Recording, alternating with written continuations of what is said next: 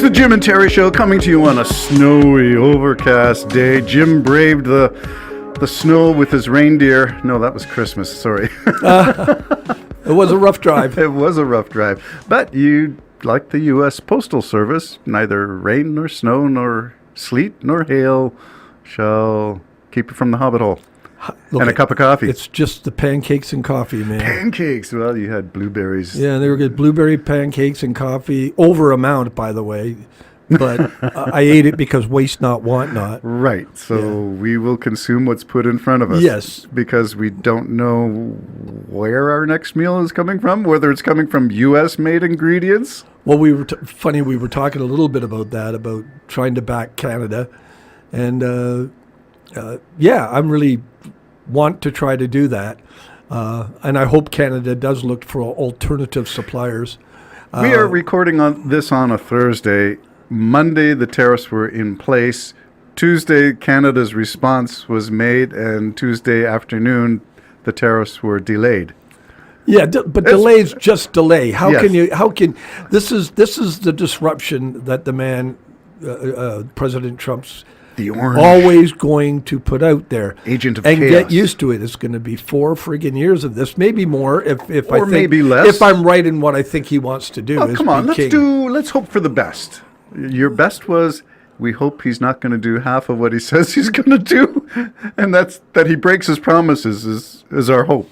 Yeah, that's about it. Yeah, and that he is insane is another hope, which means Article 25. We have no hope. Well, no, if he's insane, then we can get rid of him with Article 25. What, then who are you I'm going to using get? Vance? we as the collective, universal, global we who oppose people who think like Trump. Well, let's see what he wants. He wants to just move the Palestinians out and open a resort in that land. And, of course, Israel's thrilled with that idea. Let's save Gaza for a separate podcast. Let's stick with our opening gambit, which is we're making the move for maple syrup and the red of the Canadian flag. And my potato juice. Yes, well, why don't you start with your potato juice idea? I like that. Screw you, Florida. Well, look at all the vitamin C you're going to get in that. Nice glass of potato juice in the morning. Okay, well, I'm kidding. I'm only half kidding. We'll allow you to muse upon potato juice as a substitute for orange juice from Florida, but let's keep in mind that Trudeau and his Team Canada approach did something interesting, which is target Republican states who support MAGA policies, which is holding up Trump's administration right now. So Republicans, we're looking for you, and we got them with Jack Daniels. Yes.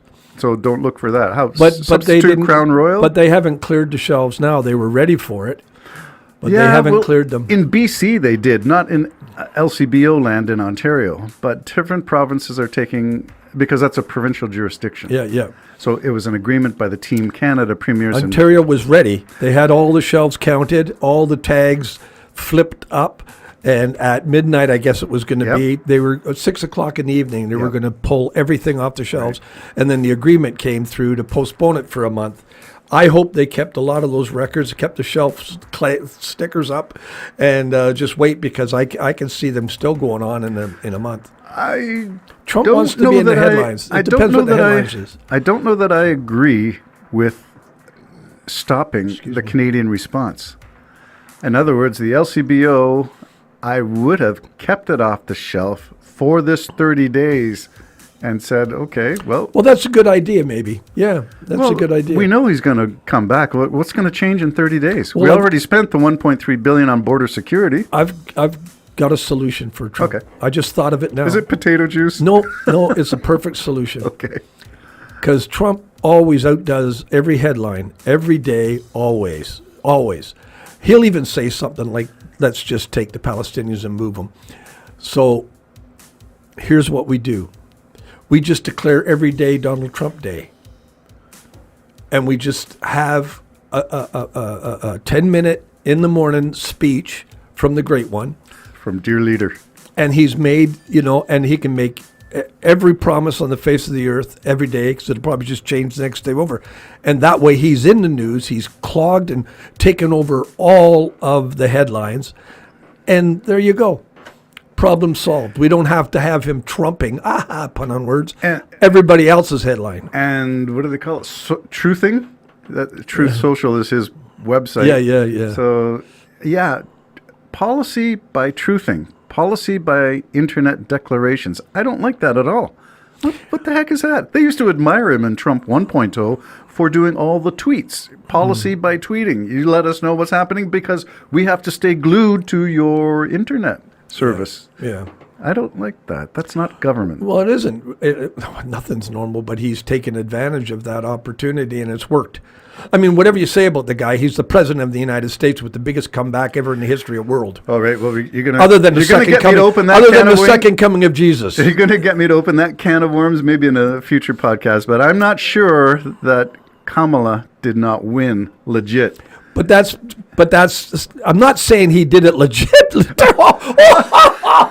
Terry, has the man done anything legitimately? Yeah, you're right. It just, You're right. all I said is he did it. Thank you for the reminding. You're right. You're a sad world. There is no new normal. I refuse. I reject the new normal. Just like you had a conversation with someone. I'm not going to mention names, but the context was that some people that we know who believe things that we know in terms of faith can embrace a character as criminal, as malignant, as dastardly and evil, and celebrate him. And celebrate and say, "Oh, he's just going to do a great job." Yeah, and I would remind, in case anybody's listening like that, when we're talking about a crook here. We're talking about convicted felon, and someone who's broke already that I know of. Four laws that I know of since within the first 2 weeks of his being the president. And then I heard with my own ears, say that his solution for solving the free trade and all the rest of it really is to make Canada the 51st state.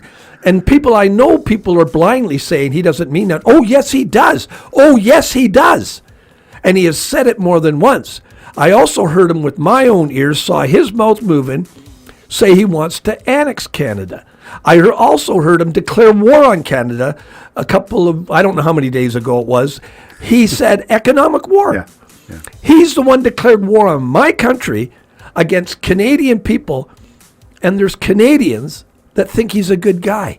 I don't get that at all. Well, he's a mob boss. You encountered someone in your travels on your groups that you meet with, someone who believes that Trump is a good businessman. So I'm going to just throw this economic argument for those who think that Trump's just going to fix everything and make everything great.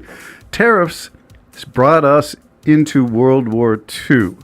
And if you don't believe that, you need to go back and study some history. The 1930s, the Great Depression was ushered in and made worse by the series of tariffs. As one country imposed tariffs on another, Germany did a number on Europe by going after Denmark in one of the first bit of tariff wars in the 1930s, bolstering himself and getting his what he believed is the same as Trump. So maybe, that idea that Trump says that tariffs are the great thing, a great, wonderful word, tariffs. Best word ever. Well, there's somebody else in the 1930s who thought the same thing. And look, we know where it goes. Great Depression, not recession, depression. But wouldn't that hurt Trump? He's only got millions. And I'm sure Elon Musk, who makes more in one day than you and me make in our lifetime, in one day. Yeah, you tried to calculate that once. It's not going to hurt them at all. No. And I honestly am starting to believe they want the collapse. There are people that believe in anarchism. Yes, anarchy. Sometimes I'm wondering if all of them want it to crush to ashes. Yes. And they'll just pick up the pieces themselves. Yes, there are certain buzzwords from the right that you will hear, and you can tell everyone's political persuasion by the types of words they use. One of those words is elitism. The other would be globalism. You put those two together, and you got all the makings for people who go after George Soros and the World Economic Forum, the World Bank, and talk about the evil of all these institutions. And in Canada, this is now being lumped in as Pierre Poilievre tries to rework his messaging from action attacks, build the homes, to Trudeau/Carney. It's the Trudeau-Carney show. Well, Carney's announced that he doesn't believe in the Carbon tax. The carbon tax. Well, either. no, he believes in it, but he accepts the fact that the majority, well, the loudest voices seem to be upset with carbon tax. Well, he said actually it's not working. Well, he's saying it's not working because it's creating divisions. Okay. And that's why the policy itself is a great policy. I got my check. I'm grateful for it. Yeah. And it does do what it's supposed to do, and it's one of the more effective tools. That it's not working is messaging from the Conservatives of Canada, and primarily from them. And don't forget, their financiers are American-backed. Yeah, American-backed money in the CPC of Canada. Yeah, and I don't know as much about all this as you do. I'm really not into it. If you want to know the truth, No, you're not. I'm not into politics. I'm observing Trump because I think it's the end of the United States, and the judgment of God's going to fall. We live in the most amazing times. It's amazing to stop and think about it. I don't know who he's going to piss off the most. Excuse my language, and I don't know who is going to be the first to truly take advantage of the folly that comes with the presidency. Like Iran assassinating the people they want to because Trump took the protection away. Well, Trump's afraid he's going to be knocked off, too. Yeah. Well, he can, he's just a mouth when it comes to that. Yeah. He's telegraphing intentions. Yeah, I mean, sure, he's saying, I will annihilate your entire nation. And maybe will. And maybe he's left instructions for that. Again, I don't know if you can do that. Yeah. I don't know if that's legal. Probably not, since he doesn't do anything legal. It can't be legal. Yeah. I mean, I've never heard anybody say, if I go, I want you to wage war on the world. I've never heard anybody say that. Any president. It was the best of times. It was the worst of times. Charles Dickens' A Tale of Two Cities. It's still true today. It is. It's always true. All right, Jim and Terry Show. We're just getting warmed up. I've still got coffee in my mug. I'm ready for the next one. Bye-bye for now. Bye.